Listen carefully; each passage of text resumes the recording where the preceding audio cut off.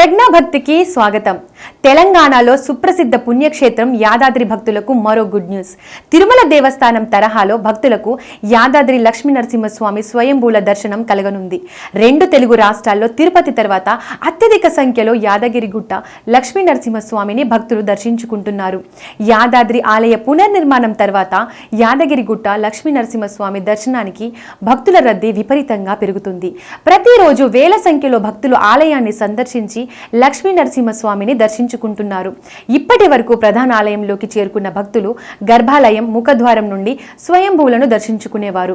నేటి నుంచి ప్రయోగాత్మకంగా ప్రధాన ఆలయంలోకి వచ్చిన భక్తులు మహాముఖ మండలంలో దూరం నుంచే మూలవరులను చూస్తూ గర్భగుడి చెంతకు భక్తులు చేరేలా కాంప్లెక్స్ ను ఆలయ అధికారులు ఏర్పాటు చేశారు. తిరుమల తరహాలో యాదాద్రి శ్రీ లక్ష్మీ నరసింహులను దర్శించుకునే ఏర్పాట్లను ప్రభుత్వ whip Aleru MLA Beerla Ilaiah, Bhuvanagiri MP Chamala Kiran Kumar Reddy ప్రారంభించారు.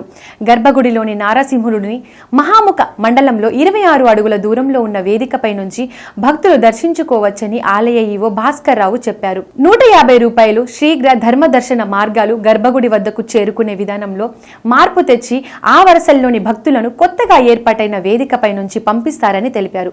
ఇక ఆలయానికి వచ్చే దివ్యాంగులకు పశ్చిమ గోపురం నుంచి నేరుగా యాదాద్రీశుడి దైవ దర్శనం కల్పించేలా ఏర్పాట్లు చేశామని చెప్పారు. అలాగే ఆలేరు ఎమ్మెల్యే బీర్ల ఐలయ్య సూచన మేరకు యాదాద్రి లక్ష్మీ నరసింహస్వామి వారి దర్శనానికి వచ్చే ప్రతి భక్తుడికి తీర్థంతో పాటు షటారీ ఆశీర్వాదం ఇవ్వనున్నారు. ఈ నెల 14న వన మహోత్సవం పేరిట యాదాద్రి క్షేత్ర పరిధిలో 2000 మొక్కలు నాటేందుకు దైవస్థానం తగిన ఏర్పాట్లు చేస్తోంది. ఈ నెల 15న ఉదయం 6:05 సామూహిక గిరి ప్రదర్శన నిర్వహిస్తామని ఈవో వివరించారు.